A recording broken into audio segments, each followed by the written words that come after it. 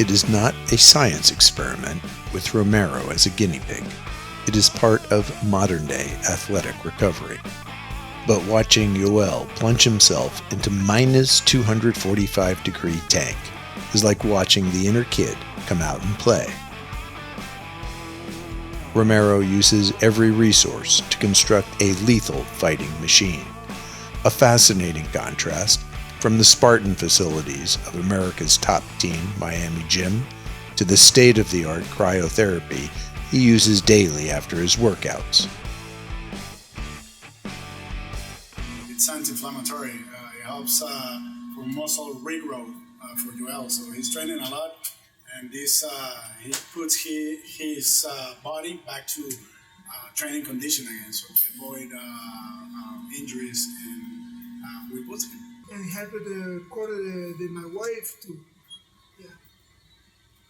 A mí me hace bajar de peso. Yeah, to cut the weight.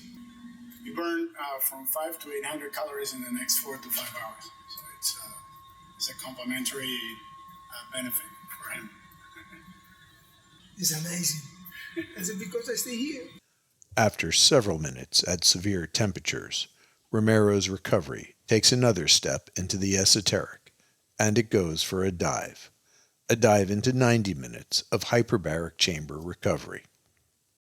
Push more oxygen into your blood plasma, which if you over-oxygenate your body in a regular pressure, it won't happen. So by increasing the pressure, you push more oxygen in your blood plasma, therefore you'll get more oxygen in your organs, in your muscles, in your brain. So it helps him have a better sports performance, aerobic performance, better muscle recovery, better focus because you're oxygenating your brain. So in general, it's good for his skin, for his muscles, for his brain, his organs, everything. Romero has scientifically assembled a training system that encompasses state-of-the-art performance amplification. But it is not just the approach to recovery that takes on the motto. The Romero team's approach to roadwork comports the principles of NFL and NHL team conditioning principles. Gone are the days of low intensity. No, today's roadwork for Team Romero incorporates high-intensity interval training. Yoel Romero spends at least 2 hours, several times a week, with roadwork. Romero begins his training in the typical 92-degree late-morning Miami heat. Elite MMA training consists of working out several times a day, usually training with and accompanied by fellow competitors.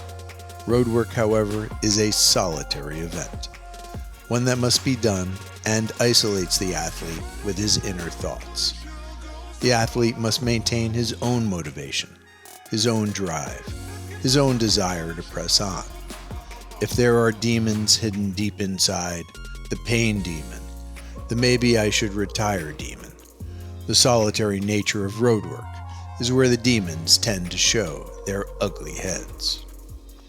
The athlete must be at an inner peace with his goals, his desires, and his ability to make roadwork a colleague, not an enemy. Because though this system is physiologically superior and far more sport-specific, it frankly just sucks. Romero, at age 40, moves like a 20-year-old at an NFL combine. Time has not sapped him of his God-graced speed, agility, and certainly not his determination.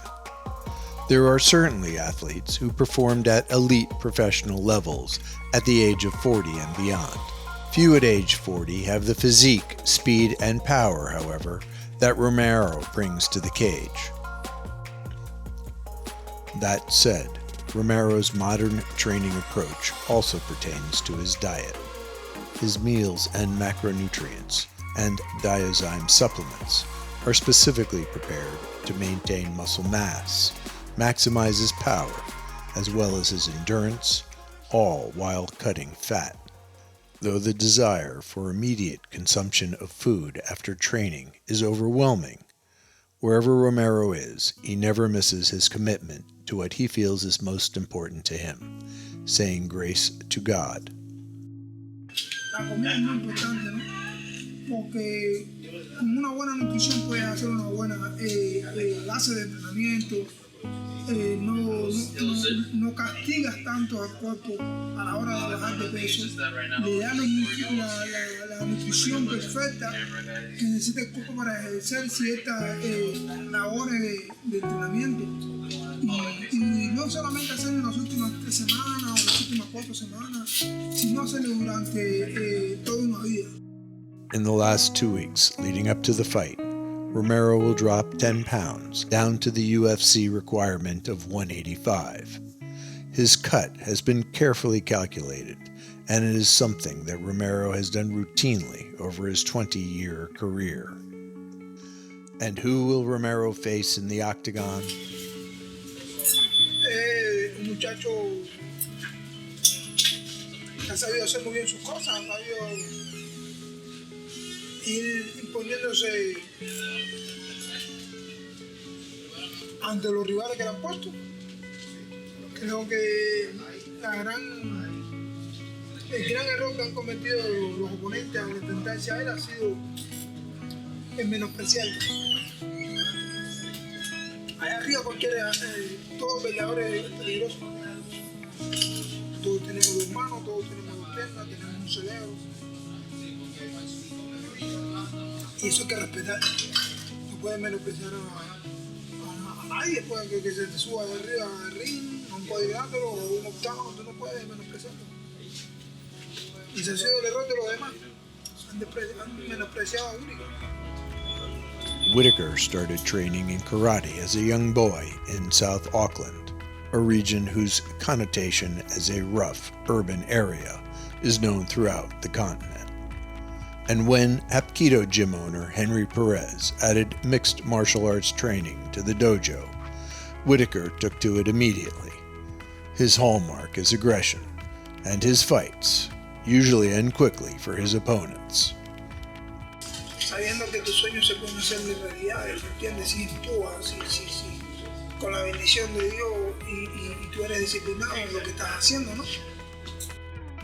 Puedes lograrlo. También yo lo escogí, ¿entiendes? Yo lo escogí, miré su forma, porque no solamente tiene que ver en el trabajo profesional, sino también que en la vida cotidiana también tienen que ver con uno mismo, ¿entiendes? Son personas familiares, son personas que son educativas, son personas que se proyectan de una forma positiva a la vida, ¿entiendes? Y esto me hace bien a mí.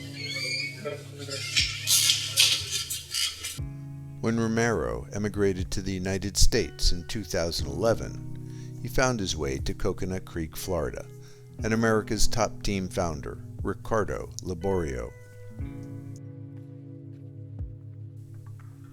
Romero believes that karma and fate play a significant role in those that have been brought together in his collective circle. Like attracts like, and whatever we dwell on, whatever conjures in our emotional consciousness, attracts similar beings and similar fates. Liborio is a dean of the Jiu-Jitsu world, a 3-time Brazilian national champion, a USA national grappling coach, and Hall of Fame member. He is ranked number 13 on Fight Magazine's most influential MMA individuals. He has also coached numerous UFC fighters and champions. First connection to have with Yoel was at the World Championships in New York when he competed, and he was in Cuba already. Still, from there he defected to Germany, if I'm not wrong. Right. Went to Germany. From Germany, he moved here. When he moved here, we already knew it because we had a lot of Cuban guys in our team, in America top team, and we ended up knowing that he was coming over. But he had a fight schedule, which unfortunately he lost. Unfortunately or fortunately, because that's why he moved to the American top team, because he felt the need to mix a little bit more. He was a great wrestler who learned some striking, but he was not a mixed martial arts at the time. So ATT was a great fit, especially because I had an immediate connection with him, and and it has a huge mutual admiration, for the kind of person that he is, not just the athlete, which, by the way, Yoel, I can say that, and I train a lot of guys, my whole life I've been training professional athletes, and I can say that this guy is the most gifted athlete that I ever had a pleasure to work with. I have no doubt about that, Liborio has traveled with 2 students to work with Romero. The first, Rodolfo Vieira, is known as the Black Belt Hunter and comes from Liborio's native Brazil. Vieira is the 5-time heavyweight Jiu-Jitsu world champion. Also accompanying him is Geordan Spieller, a Team USA Greco-Roman wrestler. He is currently world ranked at number 9 at 80 kilograms. This is not a typical training session. Liborio still develops new jiu-jitsu techniques for his master students. The fine points of this session cannot be discussed. The fighters consider this extremely confidential. Liborio brings a new technique that is first step-by-step taught, analyzed, and then brought up to speed. Well, he's amazing.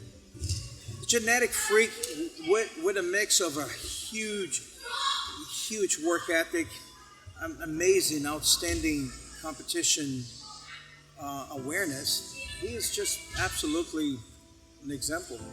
He's one of those guys that, of the right mix, he's a legend. And that's isn't a pathway to be. That's what it is.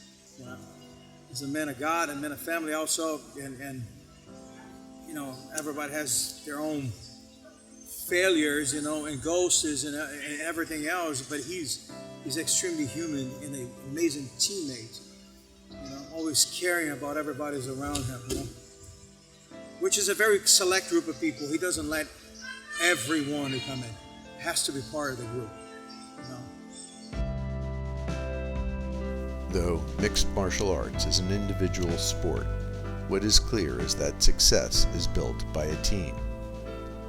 Often, a key element in what athletes enjoy in their sport is the camaraderie that is built and enjoyed in the locker room. This team's camaraderie is obvious to all who observe. In this gym, there is no champion, no top dog. The same respect is afforded every student. Often seen throughout the years as a translator for Romero is Ray Fundaro, affectionately known as Ceviche. He has been a grappling training partner for years. An accomplished jiu-jitsu black belt himself, Fundaro donates his time daily to teaching and training jiu-jitsu students. Well, I'll tell you what, there is no champion in the gym. The champions are made in the tournament mat, in the cage, in the ring. That's where you become a champion. You come to the gym to adjust, to become better at whatever it is that you're lacking. Be it that we band of brothers, we do train with each other, trying to make each other better for the next bout, for the next combat.